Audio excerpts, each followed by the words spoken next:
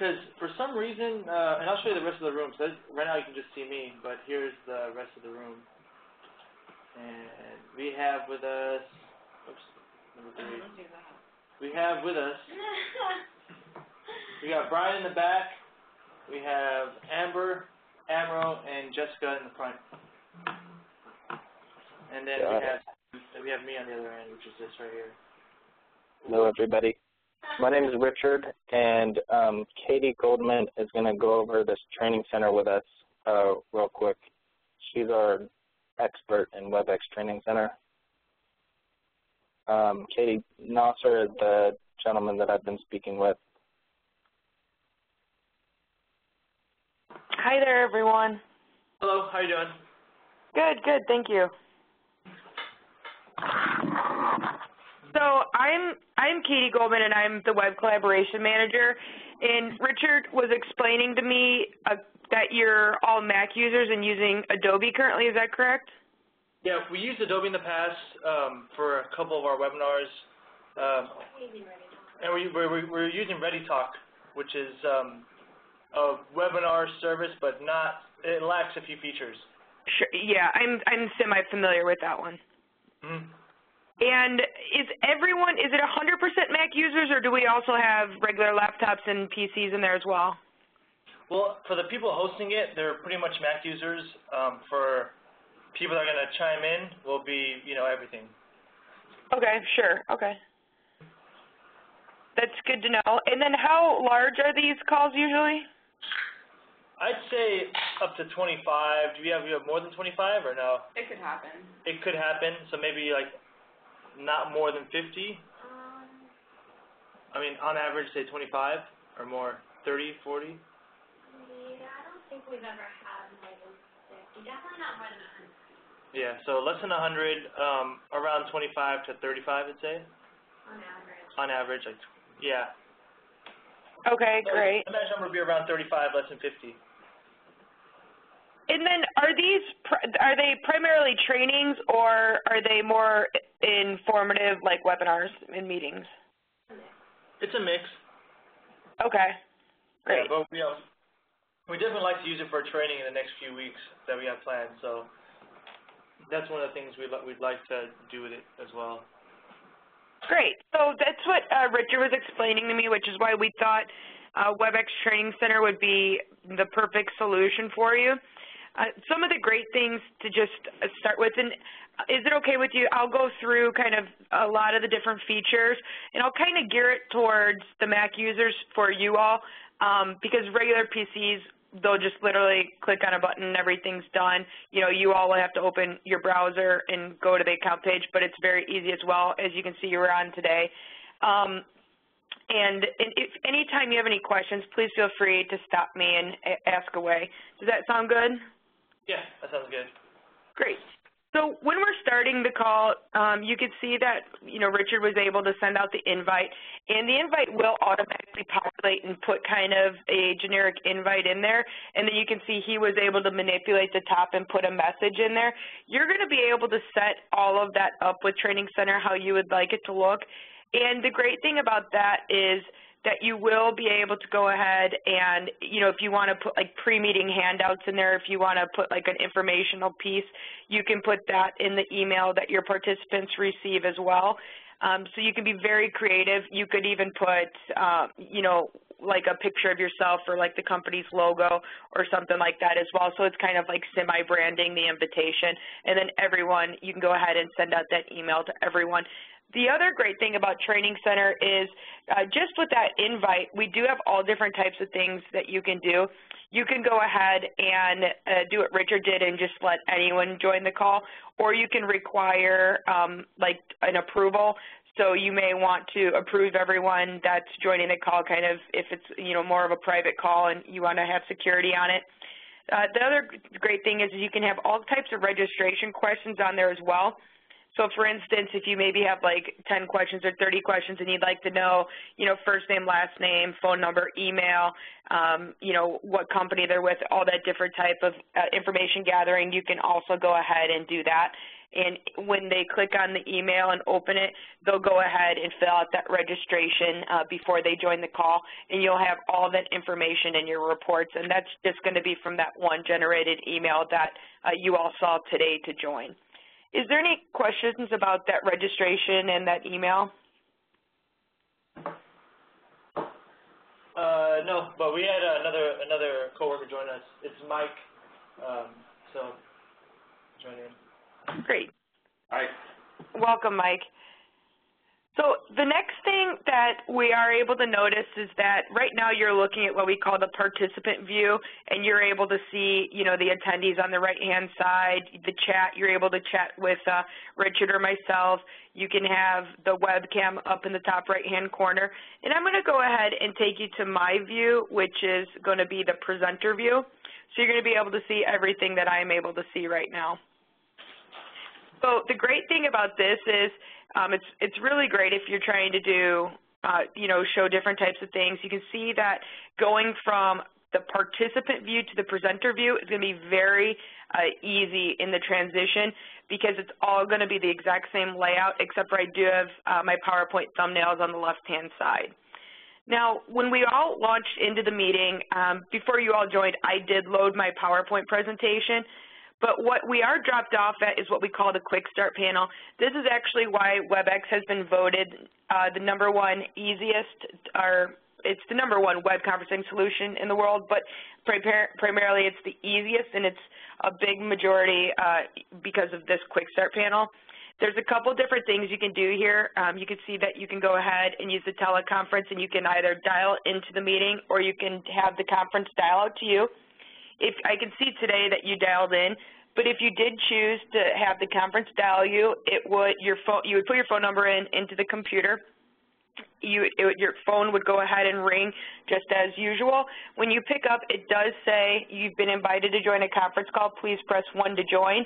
So that way, everyone who's picking up their phone and joining the conferences, everyone's going to know what's going on instead of picking up your phone and saying hello. The other thing that we can do is invite and remind from right in here. And then we have 3 more options here. And these options will be what you'll do in 99% of your calls. We have Share My Desktop. We have Share a File, which is an application. And that's going to be the desktop share. Are you all familiar with the desktop and application share? Yeah. You can share okay. your desktop. So as you can see here, I can go ahead and, you know, click to share my desktop. So I can go ahead and take you out to a desktop share. You can see here that, you know, here's a bunch of emails I had open. You know, this is actually my Training Center account page. Some of the nice things is when you're out here in the desktop share, I always like to suggest if you're doing a secure meeting and you have private documents on your computer, I'd always suggest to do the application share. So that way, for instance, if somebody IMs me or an email comes in, you know, those notifications don't pop up, which is really nice. What we can do from out here is you can share absolutely any document, any software program, any web page, and all that different type of stuff.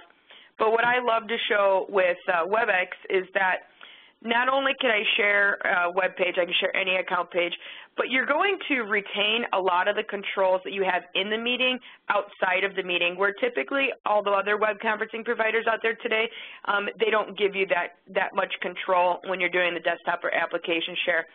So when we're going through a web page that can be very confusing to follow along, I can use my annotation tools and say, okay, this right here is what I'm talking about. I'm talking about I want to limit the call to 500 attendees. So that way, everyone's able to follow along with where you're at. Or if you're looking at an Excel spreadsheet, you can go ahead and use all these tools as well. So there's many different things you can do out here. You can pass control. So for instance, if let's go ahead and whoever's closest to the computer, will you go ahead and double-click the mouse and click on the topic and just write test or whatever you'd like. And we can actually pass control out here in the meeting. So you can see that you actually have control. You can type in there now. So it's really great to be updating, you know, PowerPoints, contracts, Excels, web pages. It's great for trainings to say, hey, John Smith, I just showed you how to do this. Why don't you go ahead and show me what I just showed you? And then at any time, if you're getting a little too frisky and clicking around my computer, I can double-click back and take control. So it's very great to do that.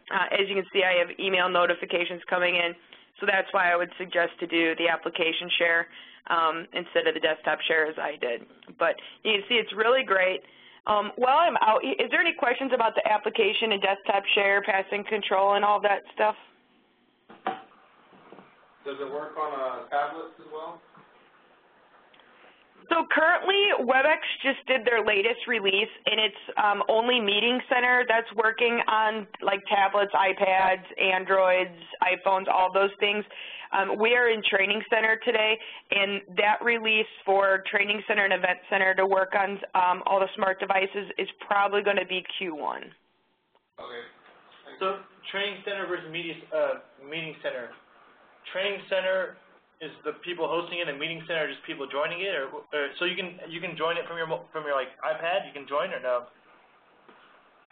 So no, the way here I'll take you back to. I actually have a PowerPoint to break down all of the different pieces. So the way that WebEx works is we have Meeting Center, which is very basic. It's great for like one-on-one small calls. And then we have Training Center, which is what we're in today. Then we have Event. So Training Center can go anywhere from calls of 30, 50, 100, up to 1,000. And that's the way it's broken down. And it has a lot more tools, which is why we're sharing this one. Meeting Center is just very basic. We have Event Center, which holds up to 3,000. It's great for really large webinars and anytime you want to get, you know, a lot of people on the line. And then the last tool is Support Center, which is actually capacity 4. It's really just desktop support for like IT groups. I don't usually see too many other groups using it other than IT. So today we're in Training Center, not Meeting Center, and right now with the latest WebEx release, it is only Meeting Center that works on all the smart devices. With Training Center, whether you're a participant or the presenter, you're all going to be on the Training Center platform. Got it. So I did want to share a little bit more. Is anyone interested in like the registration piece and all that stuff? Is that something you use now, or does that sound like something that's really important to you that you'd like me to cover? What do you mean the registration piece? So with Training Center, it is designed to give your audience as much information as possible, and also to, you know, to gain more insight about who your audience is and have them prepared for your calls. So you can, you know, attach handouts, you can ask questions, you can upload photos, you can preload tests, you can do drop-off URLs if you want to push them to a web page when they're done. So on your account page, that's Training Center. That's all additional features that Training Center gives you to be able to do all those things for your participants. The other great thing is if you ever want to charge for a webinar, it does include an e-commerce piece, which it's the only tool out there today that we provide that can do that. Cool, thank you. No problem.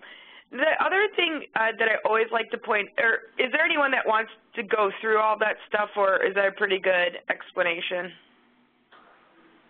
I think that was a good explanation, and I think the reason I was asking was just a lot of times we have evaluations after these trainings, and I just wanted to make sure that we can direct them to where they can fill out the evaluation.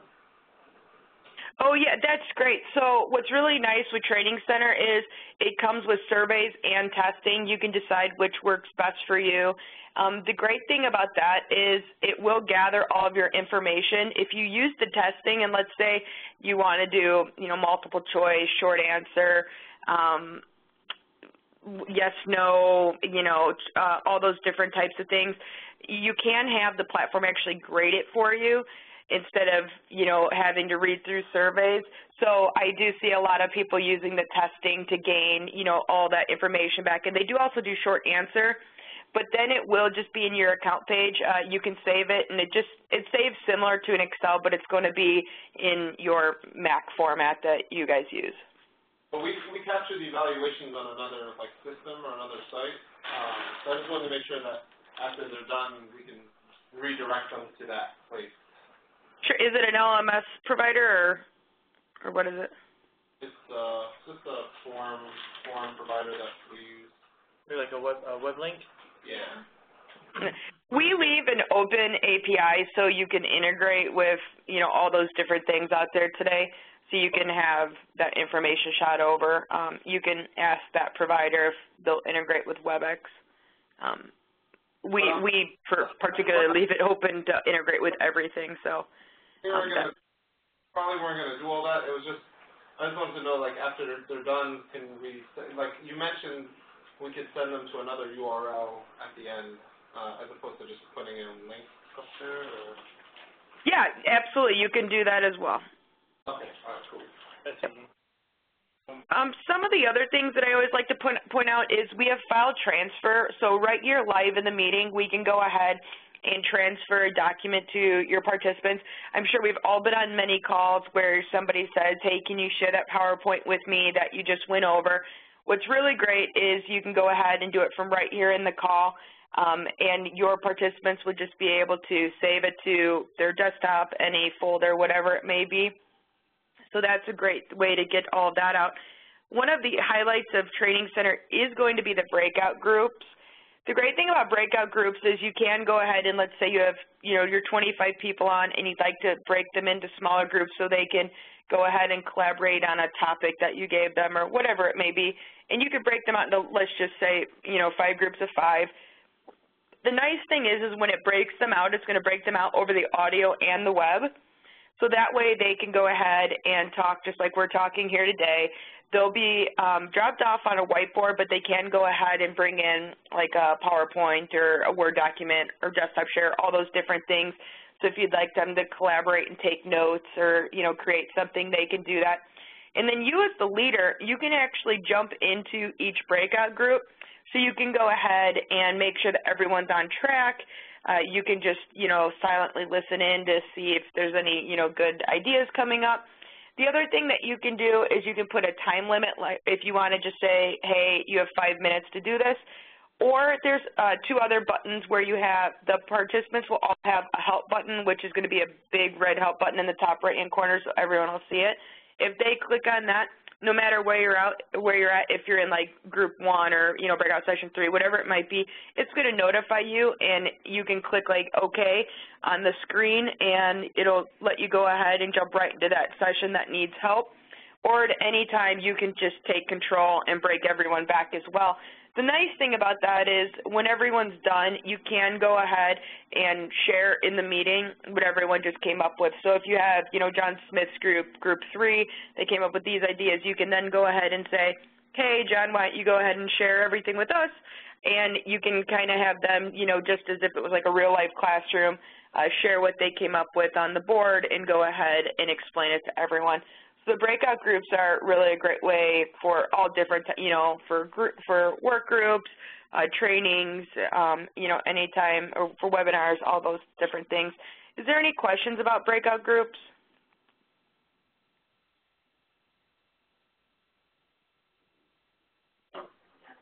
All right. Some of the other features that we also have is we have the chat, and then we have the question and answer.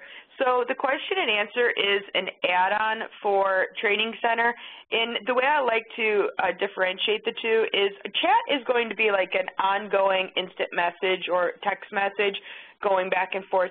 Question and answer is really going to form the questions a little bit more to where, A, you can type more characters in, but B, if Susie Smith keeps asking you different questions, it's actually going to lump all of hers together. It's going to let you know what questions you did answer, and you can decide, to answer back to her or to answer back to the group if it's a large question coming in. And then you'll also have the instant emoticons. So if instead of, launching a polling question or a test, if you just want to know, hey, raise of hands, does everyone like this idea, you can go ahead and see from there. Now, that's all like really great way to get information back. And I like to point out the emoticons in the chat and question and answer because what you're gaining with Intercall is all types of audio control. So for instance, I can individually mute somebody. I can mute an entire group if I would like to, if you want to make it like a one-way presentation. The other thing that I can notice is if everyone looks in the participant list next to my name, Catherine, to the left of it, you can see that my phone has a noise symbol coming out. So that's my active speaker that's identifying me as the person speaking right now. The nice thing about that is if you have somebody that maybe has a dog barking in the background, has road noise because they're driving down the road and listening into the call, you're going to be able to see who it is that's actually interrupting the call. You can right-click that person and individually mute them, and they'll stop interrupting your call. The other thing you can go ahead and do is, so if you have everyone muted, it's really great to have the chat question and answer and the emoticons.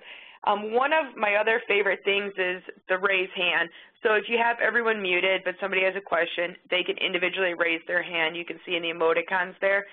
And with the chat and question and answer, the nice thing for me as you can see to the right of Richard's name, he's the host. So what that means is Richard went ahead and scheduled and started the call, and when I joined, he right-clicked on my name and he passed the control to me and made me the presenter. So you can see the blue and green ball to the left of my name. That's identifying me as the current presenter. Now, he could right-click your name and pass you control as well and go ahead and put me back to an attendee and so on.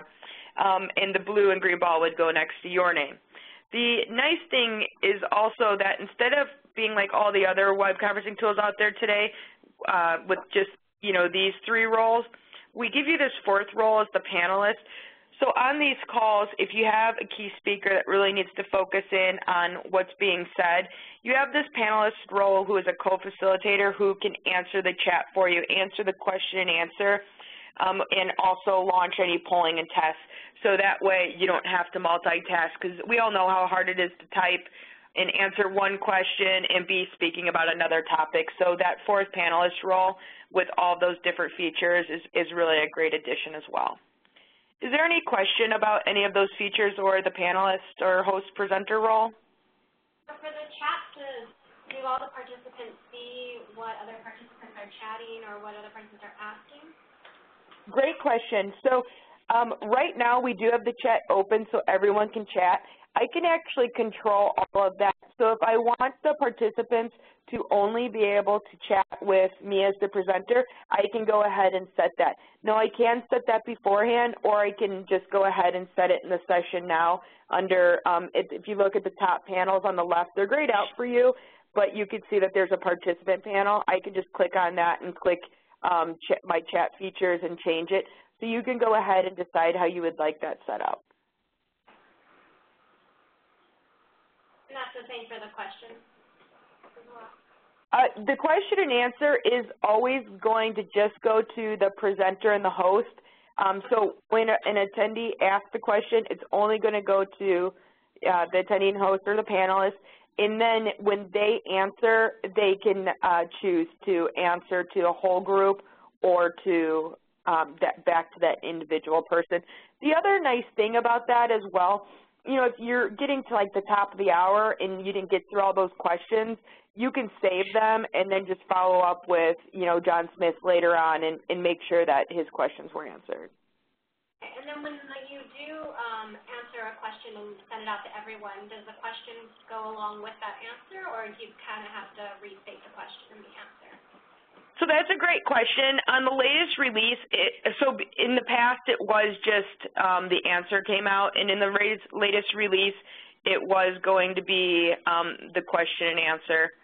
So it should be the whole thing. I do apologize, I haven't seen it. I'll have to look back at the release.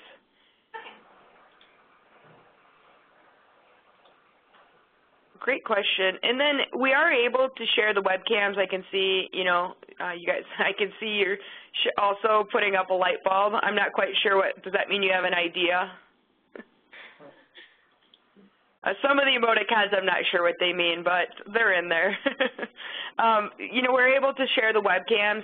The really nice thing is the new webcam feature, it actually follows who the active speaker is. I do apologize, I don't have mine up today. We were hit with Sandy here in Chicago, so my power is out, and I'm actually sitting down in a coffee cafe.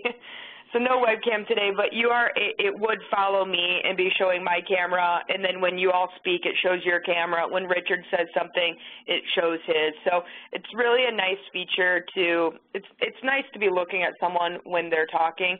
You can also go ahead and lock it and just do like a still shot if you'd like as well. Is there any questions about those features? So it does that automatically usually, like with say a presenter's talking, then another presenter goes to talk, it will just show his video feed automatically. Correct, absolutely. Yeah, so like if I started talking, I should pop up on there. Yeah, okay, we see you. Yeah, there you go. The other nice feature that I particularly just love is I'm going to go ahead and share my screen again. You're not going to see it right now because everyone's paying attention, which is nice. Training Center is the only platform out there today that I know of, and I work on 23 different web solutions, is if you look over here, all the way to my right, I have this attention indicator.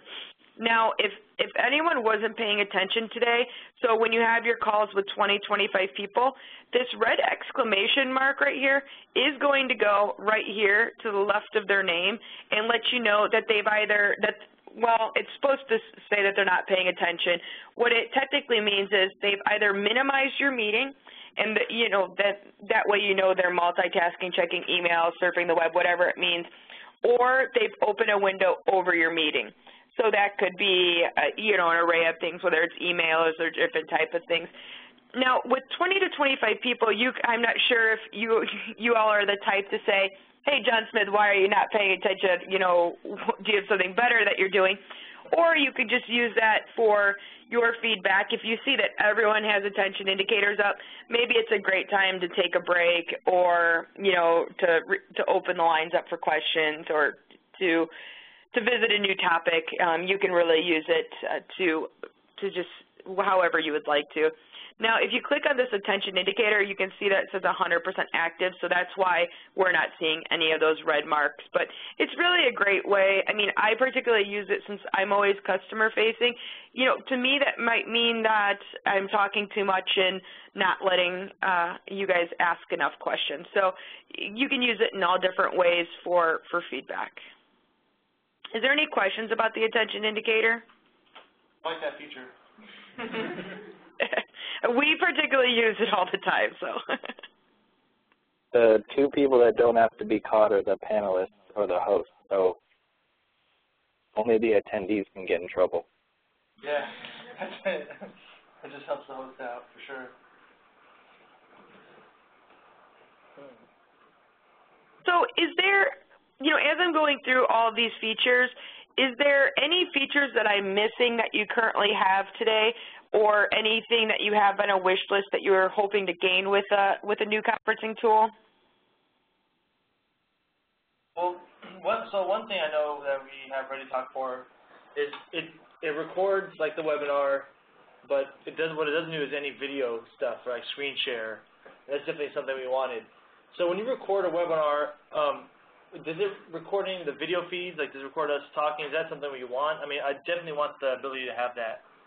Absolutely, and I'm glad you asked that. I meant to mention it earlier. Richard's actually recording this right now, and I'm sure he'll email it to you later.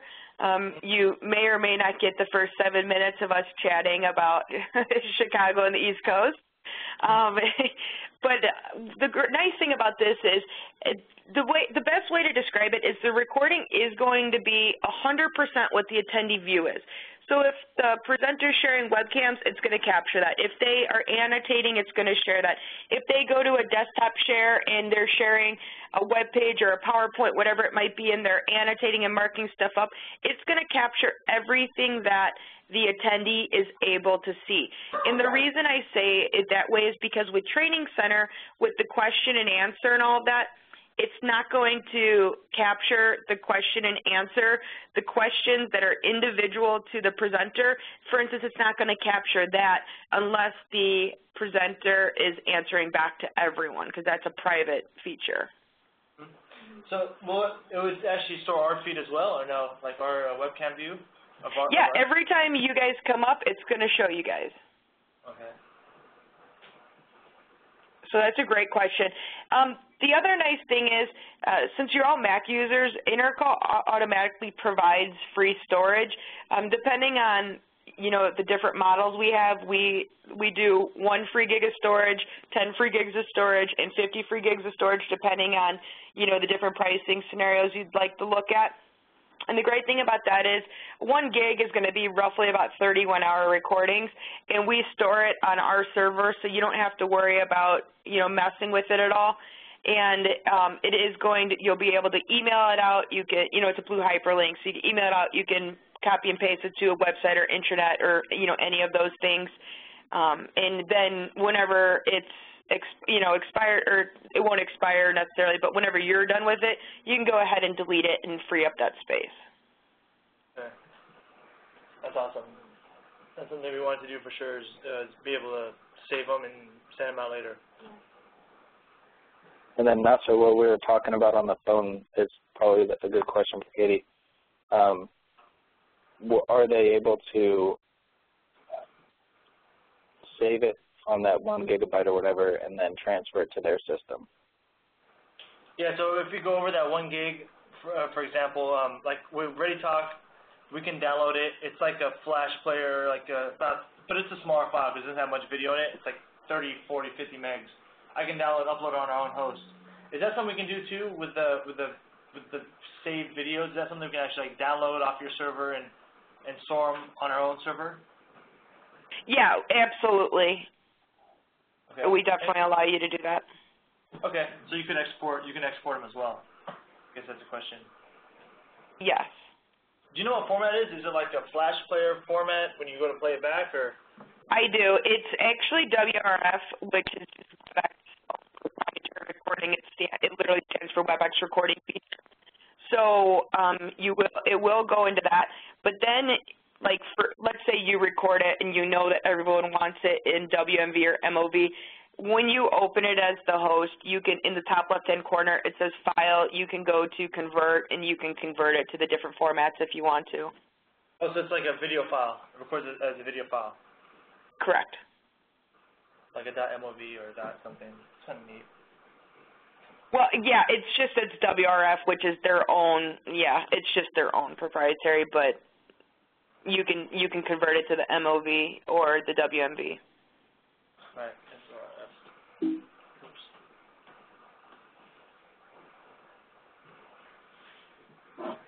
Real quick, see that WRF, real WebEx player extension. What was there a question? Sorry.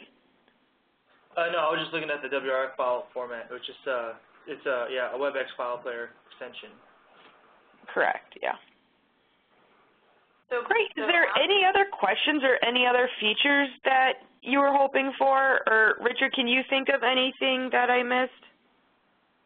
I think that's all we talked about, right, Nasser? Yeah. I mean, we want to be able to record it, and we want to see that we have video. So how easy is it, so when you make someone a presenter, how easy is it for them on their end, like for them to just become a presenter? They have to download anything, or they have to, respond to any studies, or does it just kind of happen for them? Well, that's a great question. So what we can do is, here, I'll just right-click you all and make you presenters so you can see. So now you actually have control. You can see that it promoted your name to the top under Richard's, and you can see that the blue and green ball is to the left of your name, and I'm now an attendee, so you have control.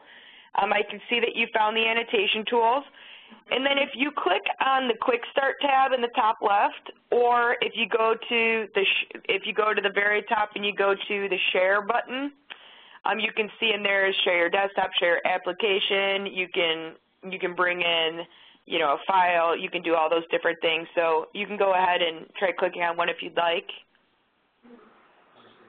Chrome. And then how many presenters can you have at one time?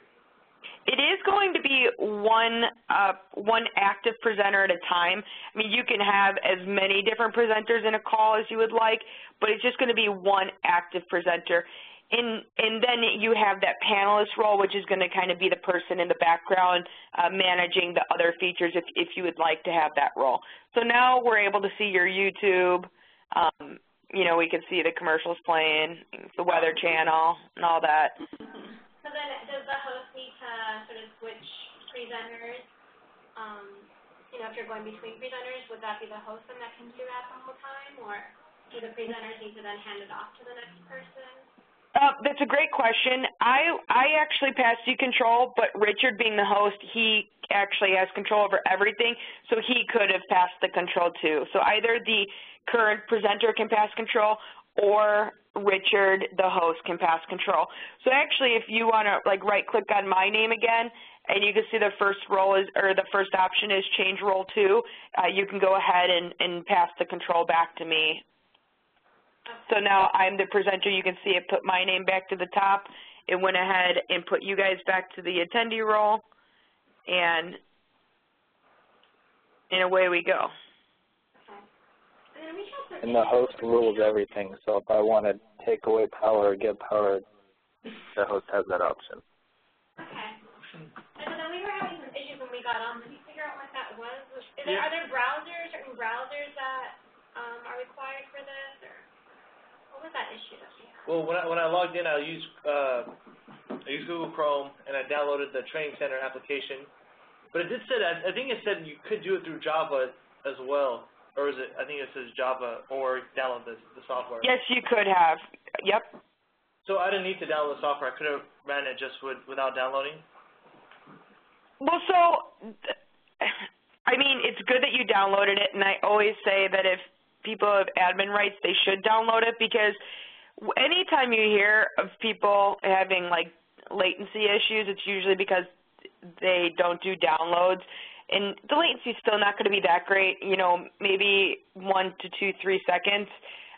But if you do the temporary file solution, you do run that risk of having a little bit of latency. So, you know, all of your people joining, I would always suggest for them to do the download. But if anyone doesn't have admin rights and can't do the download, you know, they can go ahead and do the temporary file solution and join without it and still be able to join your call.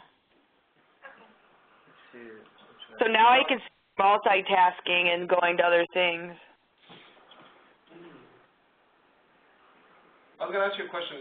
In terms of, like, the directions that we would give to the attendees or even the potential presenters, do you guys have any, like, documentation or cheat sheets on, you know, some of the pre-packaged stuff on how they can use the tools that are on here?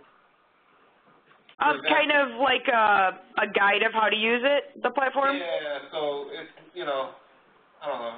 It's like, you know, you're saying, well, the attendees can raise their hand, or they can do a little check mark, or they can, you know, they could do this, do that.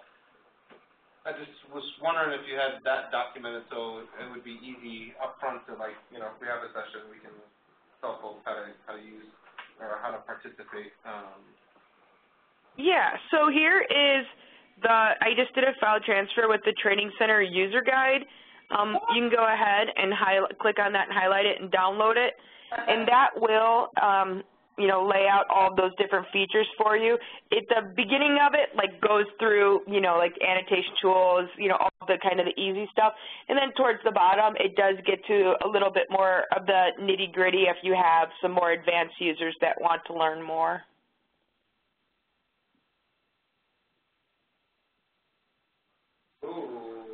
Who said it one more time? I think that's an issue. I don't think it was downloading all the way. Interrupted it.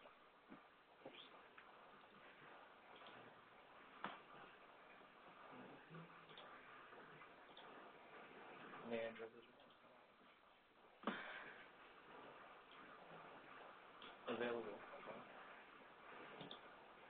There it goes. Nice. You guys figure it out? Good. Thank Yeah, you can see it.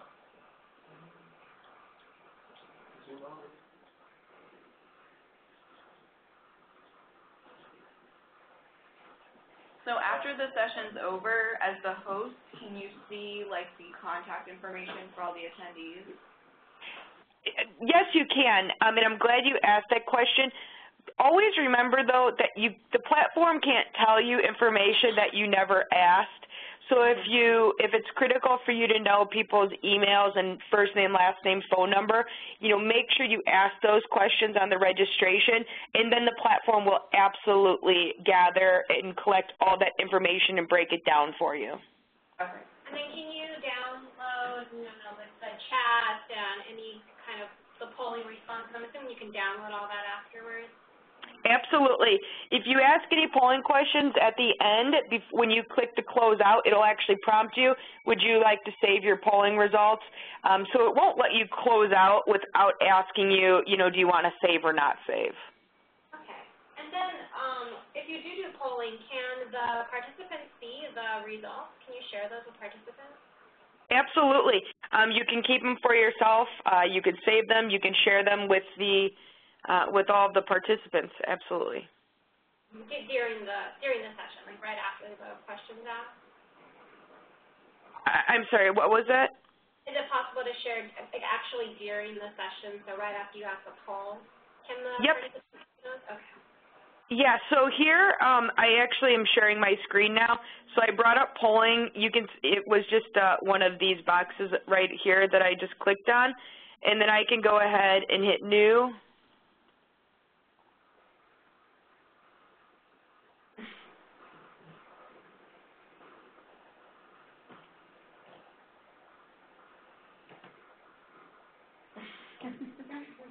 And then from there, so right now, the only reason you're able to see it is because I'm sharing it with you, because I'm sharing my screen. I could have been doing this, or the panelists, and you wouldn't have seen this. It's just because I'm sharing it with you. And then you can see that I have the option to go down here and open poll. So I can do that. So what I'll do is I'll take everyone back to their screen. So that way, so now can you see how you're not able to see it yet? Yeah. And so now when I go ahead and open poll, now it's open for everyone to answer. And on my side, it's actually telling me, like, as people are answering, so it tells me that, 2 people are in progress. One person answered, Sandy hit, the other person answered great. So it's actually telling me everything. Now I can go ahead and, here, I'll go ahead and close poll. And then I will go ahead and I will share the poll results with you all so you can see exactly what it will look like for you. Great. And will that show up then in the recording of the webinar? Yes. So when you're done with the call, so you can see here right now, these are your options. You can see this little universal floppy disk for save. You have that right now, so you can save them.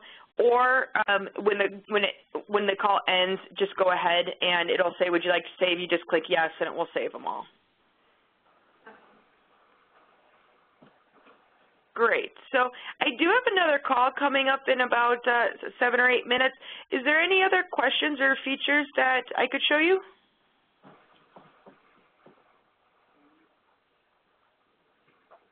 No, I think you covered it all. Thank you very much for your time and your battery usage. Thank you. Thank you all very much. Feel free to let us know if any questions arise in the next couple days. I'm more than happy to answer them. Sure. Good luck with the storm. Thanks. Have a great day. And then, Nasser, I was just going to copy this and send it over to you so you can see what the video looks like, okay? Yeah. Sounds good. I would definitely would like to see that. All right. You guys we're good to go? Yeah. Yeah, we're good to go. All right, man. Thanks a lot. It was a pleasure to meet all you guys. For sure. I have some more questions maybe I can ask you as well. So, yeah, this is WebEx. What else do you think would be similar? We're looking for something also easier on the user's end so that when they click a link, it's just as easy as possible. They're just in. Yeah, they're just in. They're just in. Something simple, because some of our people that are going to chime in and click in are not the most of all tech savviest. So really, Right. Well, I mean, WebEx is the easiest for a presenter and for people just listening, with the recording capabilities that you guys are looking for. The other thing that we have is Intercall Unified Meeting, which is strictly just application sharing. It's like share your desktop, share your applications, share your documents that you want to look at. There's just no video presence. And then the other thing you guys already have, Adobe Connect. Those are the three things that Intercall offers. but you feel this, So just from, do you like, just from what you guys are thinking, WebEx would be, sounds like it would be the best option. okay. I know there's like a bunch of them, like, how would you compare it to GoToMeeting? Have you ever used that one, or one of those other meeting ones? Personally, I've never used GoToMeeting, but I do have a current customer that's switching away from GoToMeeting, that is switching to Intercall Unified Meeting. One, because they don't, kind of like you guys, you were saying that you might only need just one license. They want to keep it super cheap. They're a nonprofit organization, and they don't need the video aspect. So, Right. and she looked at the Intercall Unified Meeting and thought it was the easiest thing in the world and just way better than GoToMeeting. Right. But for you guys, with the video aspect, the WebEx thing kind of comes into play. And then like we were talking earlier about Adobe Connect, except it's just not, it crashes on you guys. Yeah, we didn't find Adobe Connect too friendly just in Mac web browsers in general. It was great when it worked. It was great when it worked, but there was, yeah, it was great when it worked. Yeah, it is. It's a pretty great thing, only when it's working, like anything. For sure. Okay, do you guys, I think we're done with the questions? Yeah. All right, well, thank you, Richard. We will, I definitely would like to view the video and go over it and just see how it looks like. And Yeah, definitely. The only downside to our video, because it's active speaker, so the only time that you're going to see a face is when I'm talking, I believe. okay. And you guys will see in call-in user for you guys, and then Katie Goldman for when she was speaking. Yeah. But at least it'll give you the idea. Yeah, I had a feeling you said that because obviously it's only record, your face only when you're talking only, so that's fine. I'll fast forward so that your voice come in and see how that looks like. All right, cool, man.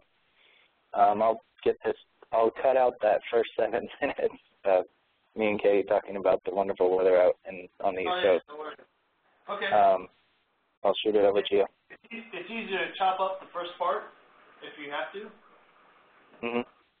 Okay, so like for example, we're blah blah blah talking about the weather, but we don't want to have that on recording. It's very doable to edit. Yeah, it's super easy to cut out, and I could even tell you in the email how to do it. Okay, cool. Okay, well we'll keep in touch. We'll keep in touch over email or phone calls. Okay. Thank you, Richard. Not a problem, man. I'll talk to you later. For sure. Okay. Bye-bye. Bye. The leader has disconnected. The conference will be terminated in